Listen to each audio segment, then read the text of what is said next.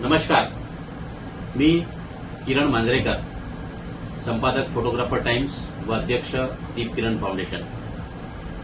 रविवार दिनांक 25 फेब्रुवारी 2024 रोजी माझ्या वाढदिवसानिमित्त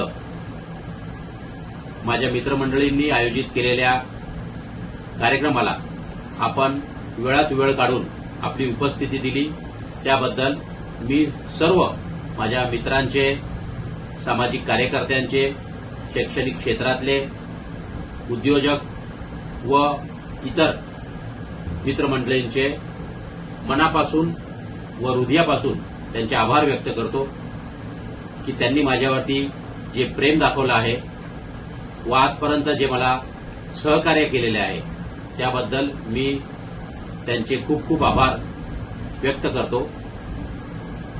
धन्यवाद।